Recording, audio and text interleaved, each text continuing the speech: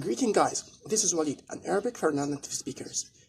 If it's the first time just please subscribe to our channel and share this video to all your friends. They are interested to learn Arabic from A to Z. Today we have a new letters with the first movement, fatha. This one.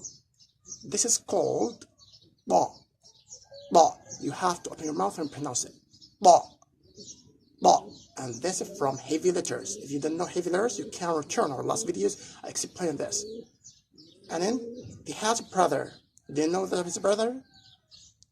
This one. This is called the. The. Then you have to put your tongue to your teeth to pronounce it. The.